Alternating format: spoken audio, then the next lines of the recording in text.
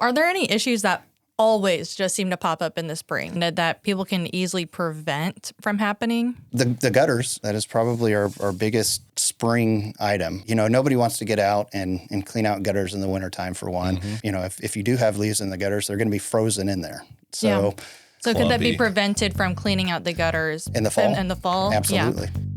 Welcome to Lawrence Real and Local, Keeping It Real podcast presented to you by the Lawrence Board of Realtors. We're your go-to source for all things real estate in Lawrence, Kansas. I'm Lexie Haskin with Bank Midwest. And I'm Patrick Dipman with McGrew Real Estate. Together, we are here to make the journey to homeownership a breeze. Join us as we share insider insights, expert advice, and a dose of fun along the way. Hello, welcome to Lawrence Real and Local, Keeping It Real podcast by the Lawrence Board of Realtors. My name is Lexie Haskin with Bank Midwest. And I'm Patrick Dipman with McGrew Real Estate. And we are joined here today with Brett LaRue with LaRue Inspection Service. Welcome. Thank you very much. Pleasure to be here. So why don't you just tell us a little bit about yourself and how you got into what you're doing, and just, you could also say why you love what you do. Why I love what I do. Okay. It wasn't like a clear path that led me there. I actually sold real estate back in like 2004 to 2006, maybe 2006 and a half, but I wasn't very good at it. So that's one reason I'm not doing that anymore. And I didn't like it either. I'm sure you were good at it. No. I assure you I wasn't, but it's okay. It's okay. I didn't enjoy it. It's a very demanding job where you have to always have your phone on. You don't really get a whole lot of free time, and I don't mind working, but I like my personal time to be my time. So it was not a fit for me. So I was in real estate for a couple years, and then for about 12 years, I got into law enforcement. So I would work for the Douglas County Sheriff's Office. I was a deputy there. I worked for Baldwin City Police Department as a police officer there. And then I took the leap and kind of started doing home inspections on the side. So, when you're in law enforcement, you work only 7 days in a 2-week period. So only 7 days. Well, so they're 12-hour shifts. So you have 7 free days to do stuff. So I started. I got my degree from Baker while I was in law enforcement, and I also got certified to be a home inspector. And my dad was in construction, and him and I used to remodel houses together. Before real estate, I was actually an electrician. So, I had background in construction anyway. So, I just decided, hey, I'll give this a shot. And it just really took off. And within a couple of years, I was just doing home inspections, no more law enforcement. And I haven't looked back since. So great. Well, we're really happy to have you here. And talking about seasonal home maintenance and like different recommendations, that's really important, because one of the main things about even owning a home, whether you are just regular homeowner, primary residence, owning a second home, investment property, you got to maintain your home and know what to do. And for sure, a lot of people don't know what needs to be done monthly, quarterly, annually, all those things, or what to even pay attention to. I'll admit, I don't even know a lot of that stuff. I'm the worst at changing my air filters. I'll admit it. I'm sure you love to hear that. Well, you're not alone, I promise. When I hear somebody say, when I ask them, when was the last time you had your HVAC serviced? My what? I'm like, woo. So, yeah. Woof. Might need to get you a checklist. Yep. Yeah. Very common. Yeah. Very common. Do you actually have a checklist? Not really a checklist. I go through, when I do a home inspection, I go through pretty much every system of a house. So, I start at the roof and work my way down outside, and then go inside and essentially top to bottom from attic to basement inside. And so maybe after this episode or something, we can collaborate on creating like an actual like seasonal maintenance recommendation checklist. Sure. That we can just give to people. Absolutely. Yeah, because I'm saying that selfishly because I want one. I want one myself. Hey, it's who doesn't like a checklist? I love lists. Yeah. So talk to us a little bit about different types of inspections and what those look like. Yeah. So the most basic typical inspections that I'll do is it's either a whole house inspection. Some people call it a mechanical inspection, but that is just basically, like I said, all the systems, roof down to foundation. That's your basic home inspection that most people get. There's also add-on services that I perform, such as radon testing, sewer scopes. People can also get termite inspections. They can do mold testing, asbestos, all that stuff. I don't do mold and asbestos and lead paint and all that, but I do sewer scopes, radon, and mechanical inspections. Very cool. So when somebody is going through the process of, let's say they've gone under contract on a property and they go out to have you inspect the house, whether they're there or not, what might they be expecting that they would see after? As far as what they're going to receive from me, yeah. So I'll do my on-site portion, which is where I go and do the actual inspection at the house. But then afterwards, I take all my photographs back to my office, upload them into a report template, and then basically it's just going to break it down by system. So roofing, interior, exterior, structural, electrical, plumbing, HVAC, and so on. And I'll put everything that was found during the inspection into the report, and then depending on how much stuff there was, it could be anywhere from 30 to 60 pages long in a report. So they'll get a full report, and then there will also be a summary report that basically just has the items that I suggest get looked at or repaired or so on. What would you say the biggest mistake homeowners make when it comes to seasonal maintenance, besides just not doing it? Well, you took it away from me because that's basically the biggest one. Yeah. And like I was saying earlier, it's very common to not do it. There are, I would say, honestly, there's probably more people that don't do these seasonal maintenance things than there are that do it. Because typically when I come across a house that, I can tell that they have done, their seasonal maintenance items, it's impressive. And I'll usually make a comment to the people like, hey, I can tell that they're really staying on top of this. It's not something that they just, right before they decided to sell, they had, somebody come and clean this out. But you can tell, and as a home inspector, I can tell when, somebody has been taking care of a furnace or a water heater that's, it may look like it's only a couple of years old, but it's 20 years old. Yeah. And it really starts to show the older these things get, just, how well the maintenance has been performed on them. How else does it impact the long-term health of the home and the value of the home? Greatly. I mean, it is really, it's night and day on, your HVAC systems or your water heater, or even outside stuff. If you stay up on paint and everything like that, you don't wait too long to where you have peeling paint and then you can get wood rot. I mean, it's a snowball effect if you don't stay on top of it. So it's immeasurable to some extent. If we were to talk about each of the seasons, for instance, let's say we start in the springtime. Yeah. Are there 3 items or things that you would say, hey, we got to do in the spring as it rolls around to prep?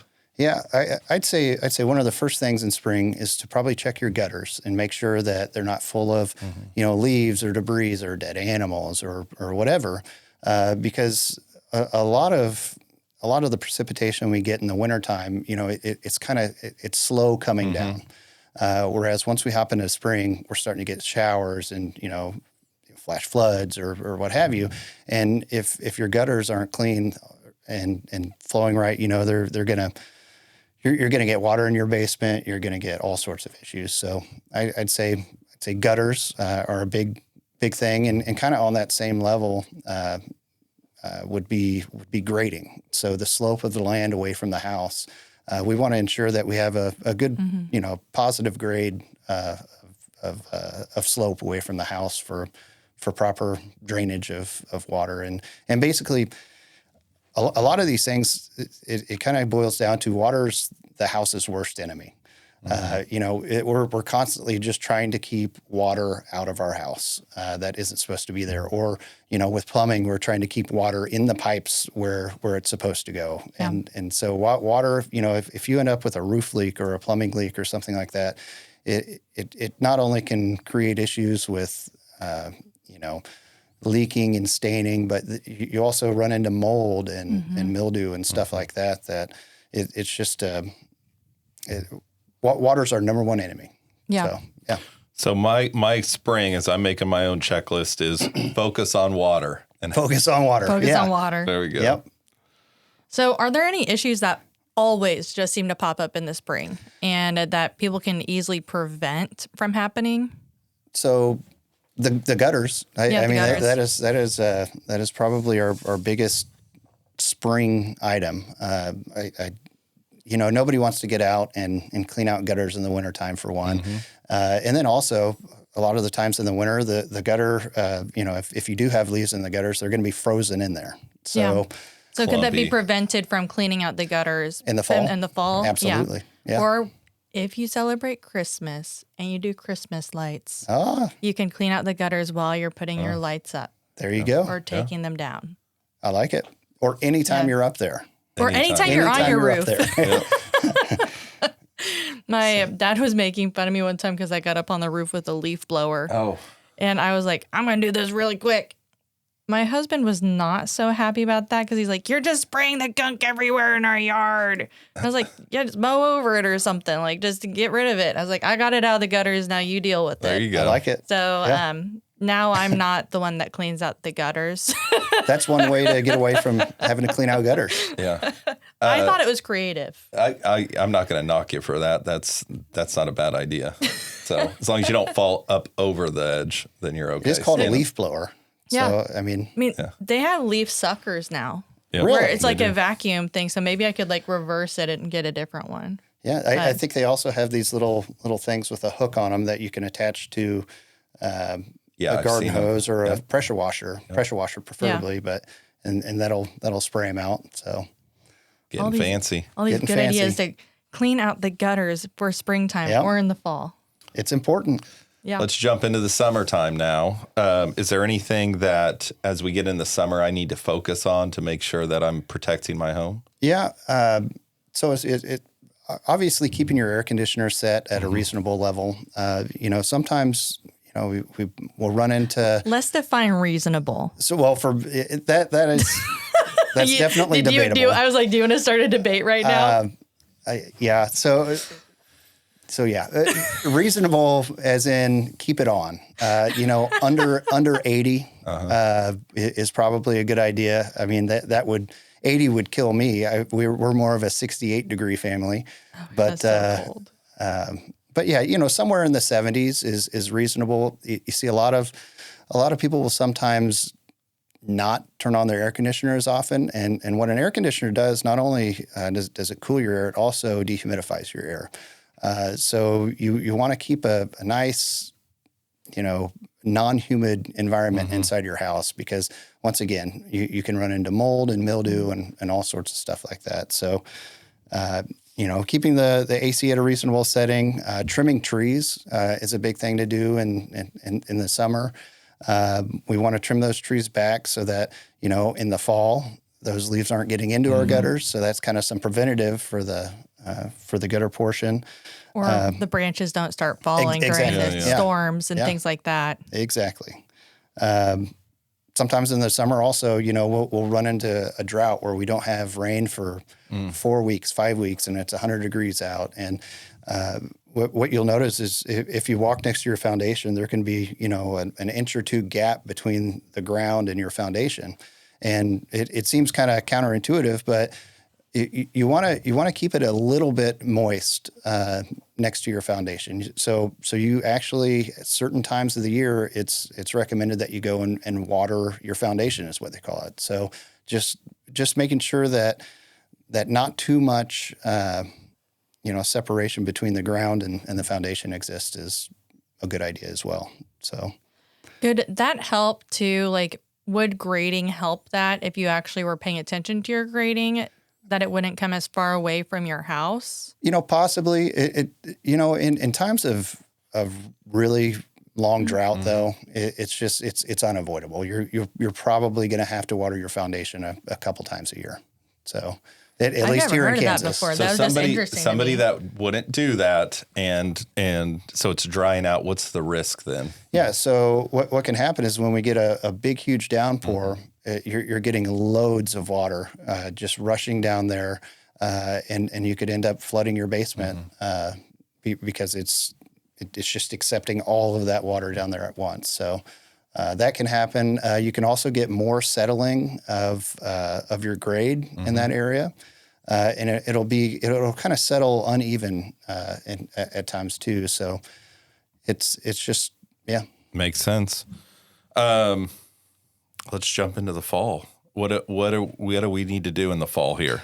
Yeah, so I always recommend in the fall, one of the big things is to go around to all your smoke detectors and change the batteries of your smoke detectors. Also, kind of on the same line, carbon monoxide detectors. A lot of older houses don't have any carbon monoxide detectors. I need to change my batteries in mine. Yep. I know I do. We're right at that time, so this is your reminder. There you go. But you could go on Amazon or wherever and get a 12-pack of 9-volt batteries and just it takes 10 minutes to go around and replace all of your smoke detectors, depending on how high some of them are. I know some of them are going to be like 15 feet in the air, but at the very least, just get as many as you can, preferably all of them. But I understand there's exceptions sometimes, and you need to hire somebody to do one or two. But smoke detectors, and then, like I said, carbon monoxide. This is that time of year, we're not opening windows. We're running, furnaces and stuff like that can put carbon monoxide out. It's really important to have carbon monoxide detectors. One on each level is the minimum. So just, I know this answer, but for anybody that might be a listener, is there a certain date or a certain time frame in which I need to look at actually replacing my smoke detector? Yeah. So 10 years is the life expectancy or the expiration of a smoke detector. So every 10 years you should be replacing your smoke detectors. Okay. So might need to check those manufacturer dates on those too. Absolutely. And some of them won't have it, but I would say almost every, let's say your house was built in 2005, they're probably all original. Yeah. So it's a common thing to see expired smoke detectors. So for me, my big thing is, as an adult, if I'm going to be gone on a big trip or something, I always try to think, what do I need to do to prep my house? And that's always one of those things. Let's go through and check them just to make sure if I'm gone, this thing's not going to fail and wind up with something catastrophic. Absolutely. That is so interesting. Like my brain just doesn't think like that 100%. But like I need to think like Patrick. Oh, no. Basically, I need to think like Patrick. if I'm leaving to go somewhere, that's when I actually get stuff I need done. Like last time I left to go somewhere, I switched out a light fixture. It needed to be switched out for like a month, but I just waited. You're like, this needs to be done Or now. if somebody's coming to visit my house, then That one. then I'll also do something. That's when we typically do things. We're like, this like, looks oh, horrible. wow. We've been Oh, fine gosh. with it, but I'll admit now that we've got guests. it doesn't look very good. I'll admit I'm about to out myself. I have some blinds that are broken. One of them I broke trying to kill either a spider or a fly. And seriously, like pretty much the whole blind. Did you get it? I did get it. That's all that matters. But You just need a little shop vac. but we have needed to actually like replace our blinds. I have the blinds. They just need to be installed. 3 months. It's so bad. It looks so bad. You can see it from the street. And I get crap from my parents. They're like, you need to change that. That looks so bad. And I'm like, That's hilarious. like, I know it needs to be changed. I mean, I have the blinds. I just, nobody's come over yet that I really need to change it for. Yep. So not Absolutely. bothering me. So Oh my gosh. We got one more season to get through, and it's winter. Yes, sir. What are we doing for the winter? Go back to fall. Let's talk about insulation prep a little bit. Oh, we can go back to that. Yeah. Actually, let's talk about HVAC and then insulation. Okay. Yeah. HVAC wise, what is it, and what do I need to do with it? Yeah. So HVAC, honestly, servicing a furnace isn't generally a DIY activity. I recommend people have an HVAC contractor come in at the very least once a year, which would be if you can only do it once a year, I do it in the fall. Okay. Preferably though twice a year, so maybe once in the fall, once in the spring.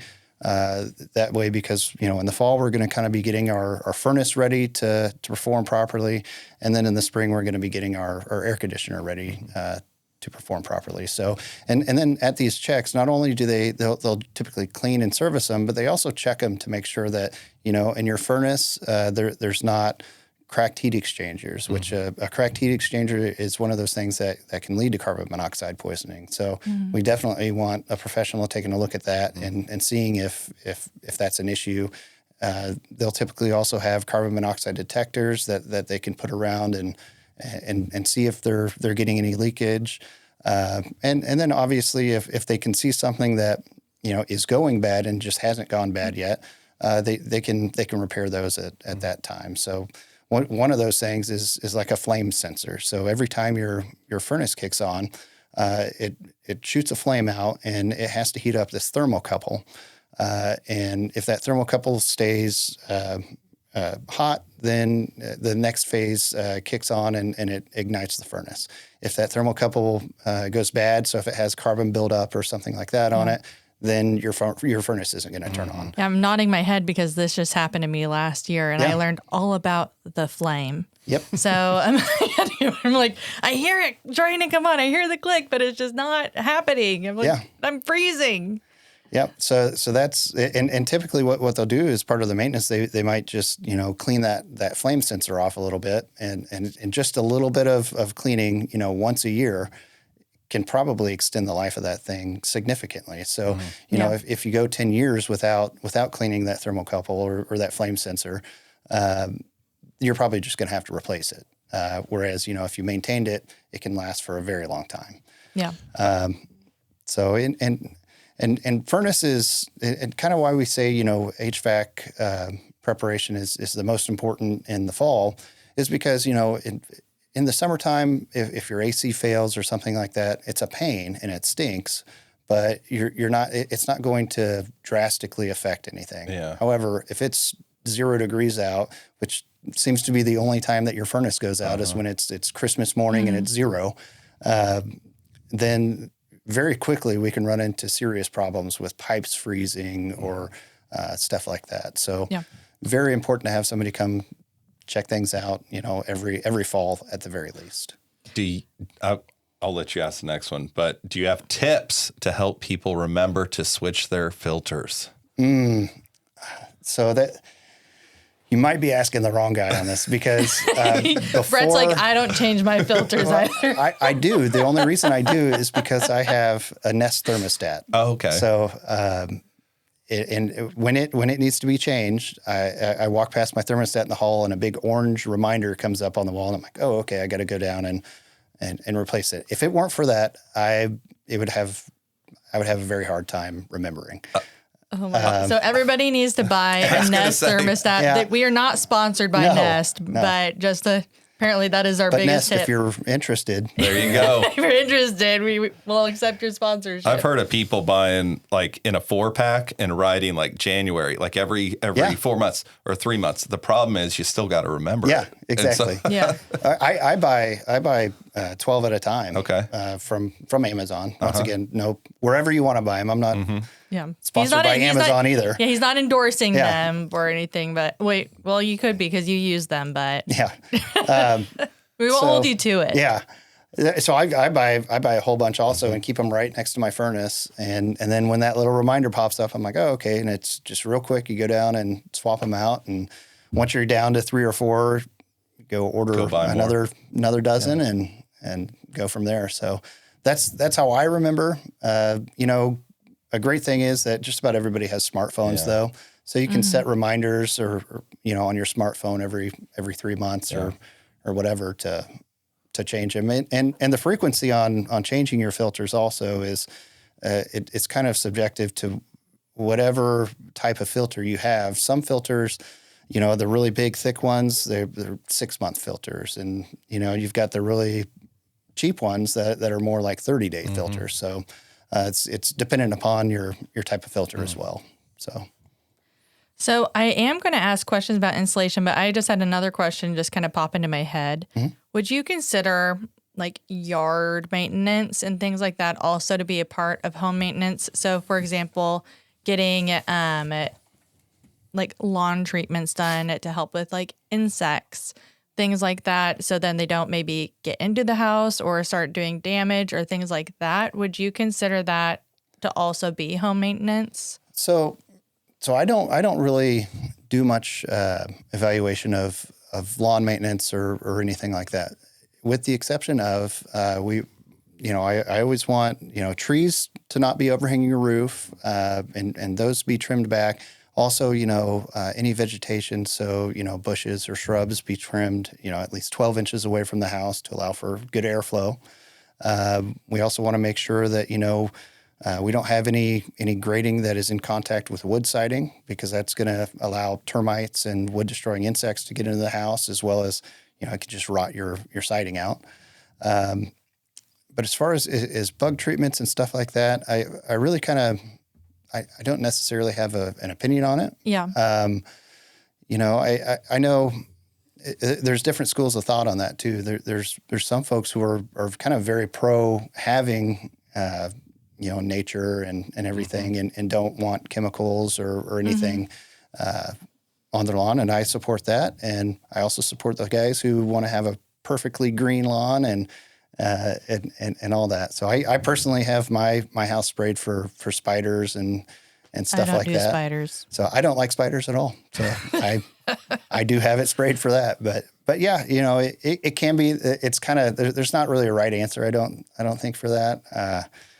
And it's not something that I look for personally. As long as those kind of basic things are met with keeping it to where the vegetation's not having a negative impact on the house. I didn't even think about having the bushes and hedges about 12 inches away from the home. I mean, that wasn't something that would have ever crossed my mind. Yep. And it's a lot of houses don't have it. I'm sure if I went with a ruler around my own house, there's some bushes that are closer than 12 inches. That's the recommended thing.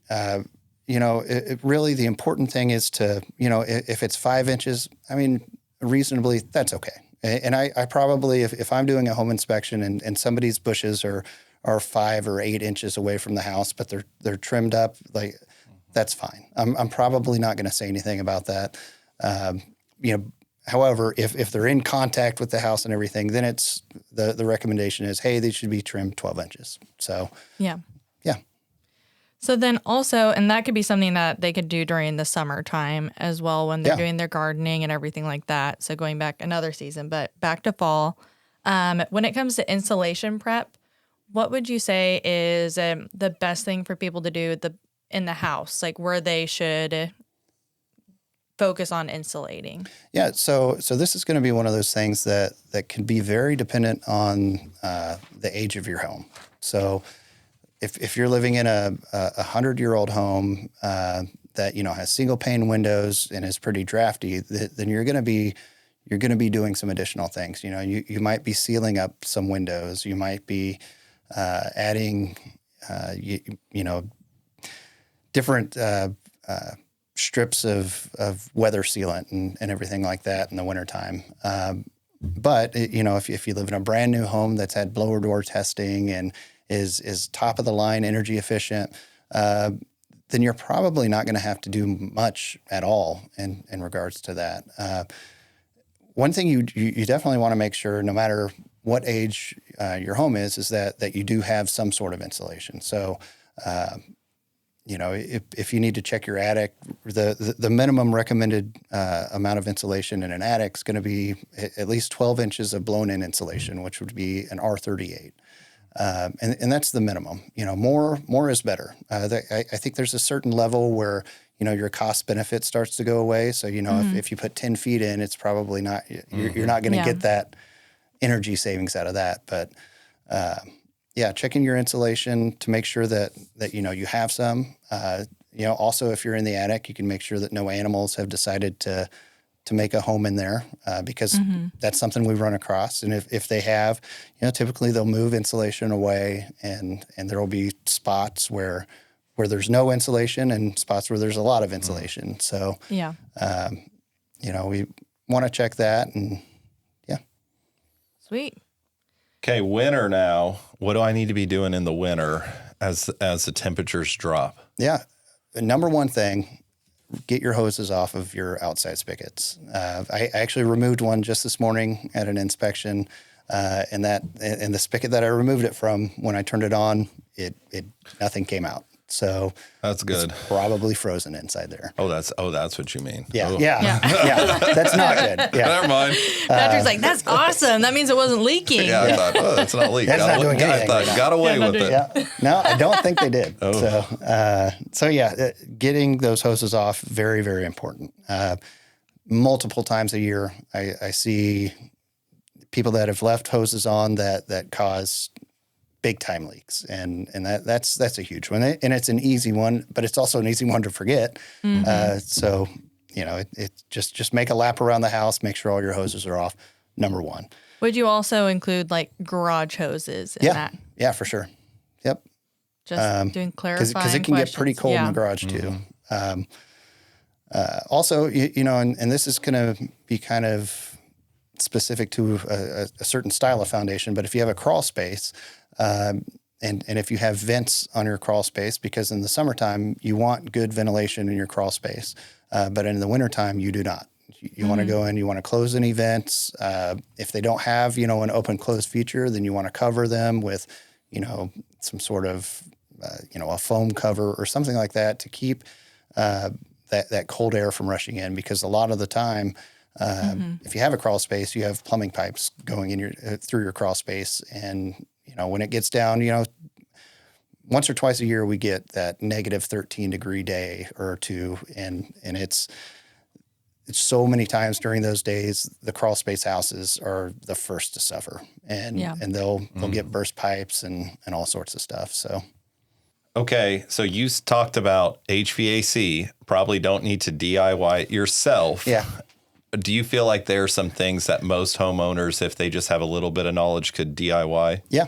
So, I talked about the furnace, and that's one thing that you want to have a professional look at. However, the outside portion, the condenser part of your air conditioner, keeping those clean is going to go a long way. So, and when I say keeping it clean, really, if you just have a hose with, the setting, not the jet setting. So don't power wash it? Don't power wash it. Power wash. That can damage it. But if you have, like the water, pretend you're watering plants. If you have that setting on your wand, just going from top to bottom on all four sides and cleaning off any dust or cottonwood stuff or pet hair, all the stuff, what your air conditioner is doing is it's sucking air in from outside and blowing it across the coil. And so basically it's like a giant vacuum and that's sucking everything from around it up. So if you live on a dirt road, it's going to get dirt. If you have a bunch of pets, it's going to have pet hair and so on. So just hosing those off, really, I have a hose right next to mine. And so I probably do it more often than other people just because I see it every day and it's kind of always in my head. So when I walk past an air conditioner, I think, oh, is that dirty? Which probably is not a normal thought for most people. But just rinsing them off, I'd say 4 times a year, at least. So that's definitely a DIY HVAC thing that you can do. Are there other DIY stuff I could do around my house that whether it's painting or well, obviously gutters cleaning probably, but you have any other ideas? It it's definitely going to depend on your level of DIY. I definitely recommend not biting off more than you can chew, but if you can chew it, maintaining, your plumbing fixtures, looking underneath your sinks and making sure that, you don't have any kind of leaks or anything like that. And then, just an evaluation of everything. And if you can fix it, fix it. If you can't, call somebody who can. So, specifically, I can't think of anything off the top of my head. So what would be one cheap, high impact maintenance item that people could just do every season, besides cleaning off their HVAC unit with the water? Yeah, cheap. It's going to depend. I would say that one thing that you can definitely do is adding dirt around your foundation for grading. And if you stay on top of that, it's going to be cheap. So if you've let it go for 10 years or so, it's going to be a lot more expensive because you're going to have a lot more dirt to add. But if you're doing it every year, getting a wheelbarrow or two full of dirt and adding it to low spots around your foundation, that's an easy one, and it's one that is very, very important because grading and drainage are probably two of the most important things to maintain on a house. So I think this might be my last question. It kind of brings us full circle to the inspections. And I know you said when you can tell when people have taken care of their house. Is there any dead giveaways that you often see? Yeah. Typically it's not just one thing because you can have, you can have the people who are just perfect about maintaining almost everything, but I go around and I see an air conditioner that's dirty. So usually by the time I get inside a house and I've done inspecting the outside, I have an idea as to whether they're maintenance people or non-maintenance people. So if I see a dryer vent that's clogged, which is a pretty common one, a dryer vent that's clogged, an air conditioner that's dirty, grading that's not, and there's these things, if I'm counting on two hands by the time I get inside, likely when I go, inspect the furnace, it's going to be dirty. We're going to need to change our filter. It's kind of not just one thing, but a multitude. A multitude of things, yeah. So what are some other things that we haven't maybe touched on seasonally that people should just be maintaining? So would you say even like flushing your water heater? Yes, for sure. Yeah. Yeah, actually, that's a good one. That's something that almost nobody does. And it's something that will significantly extend the life of your water heater. So when I'm talking to people about water heaters during an inspection, usually what I'll say is the typical life expectancy of a water heater with no maintenance is 12 to 15 years for a gas water heater, gas or propane, and then 15 to 17 years for an electric.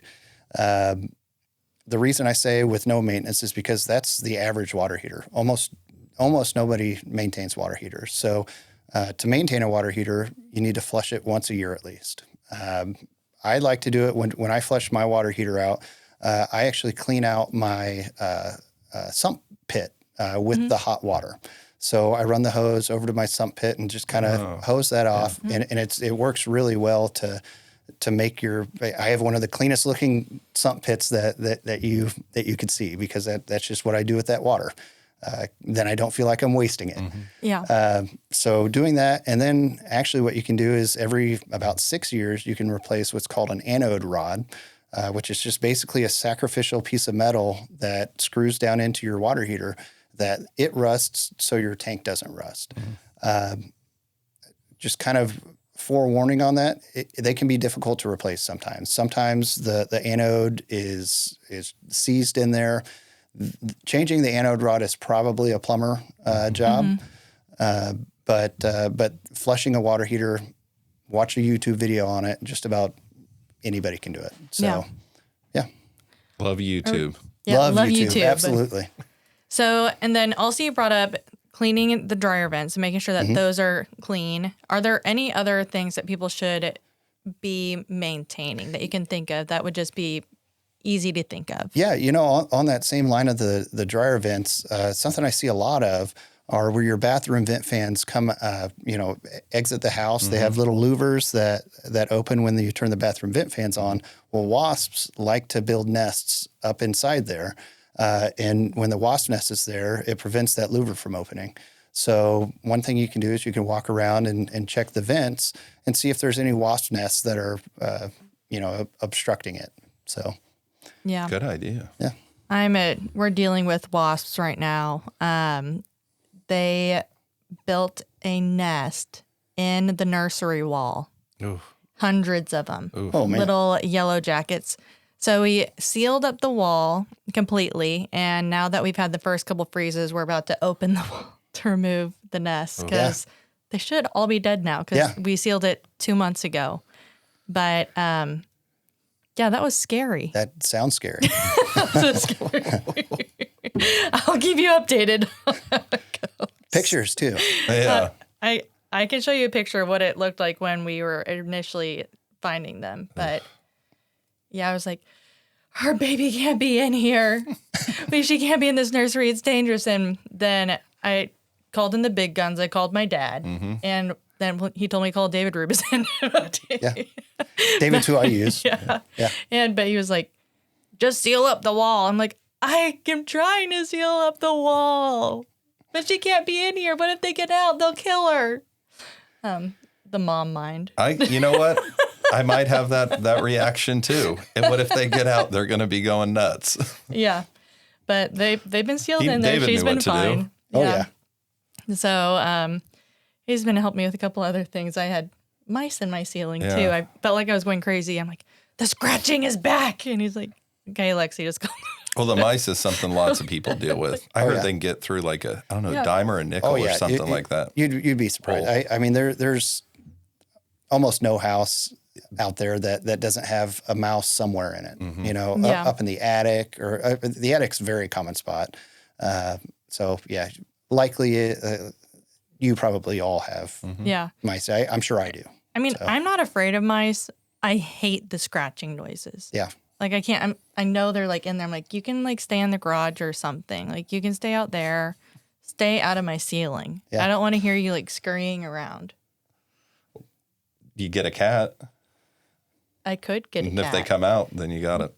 Like, I got a cat. So that's I was going to say, then I'd have to deal with the cat. Mm-hmm. Patrick's like, I let my cats outside and they try to catch the mice outside. So we have an outside cat that he can. There could be a mouse walk in front of him, and he's like, "Yeah." Oh, he doesn't even. I'll just eat my food. Oh, like, I have the good stuff inside, so it's so funny. But okay, any other maintenance things that you want to leave us with? I think we covered just about everything. I feel like on this podcast, people know about all of like the crazy stuff that I do and don't do, or that's going on in my house. I don't. That's all right. It's Showing your okay. personality. Well, I appreciate you coming on here. Well, thanks for thank having you me. so really much, great to have Brett. you. Thank you. And do you want to leave us with anything? Just make sure you're doing at the very least doing some minimum maintenance items. With the time of year it is right now, just remind you to check the smoke detectors, your carbon monoxide detectors, and give your favorite HVAC contractor a call up and see what kind of plan that they can get you on for an annual maintenance plan. And they're really, they end up paying for themselves in the end. It's very worth it. So Fully agree. that's all I got. Perfect. Okay. Well, thank you so very much. And thank you to the Lawrence Public Library. And if you liked the episode, don't forget to like, subscribe, and share. Thank you very much. Thank you. Signing out. Thanks for joining us on Lawrence Real and Local Keeping It Real podcast. We appreciate our guests taking the time to join us. Don't forget to subscribe and leave a review if you enjoyed today's episode. For more information, please visit us on the web at www.lawrencerealtor.com. And remember, whether you are buying, selling, or simply dreaming of buying your future home, we're here to help. Until next time, keep it real. And happy house hunting.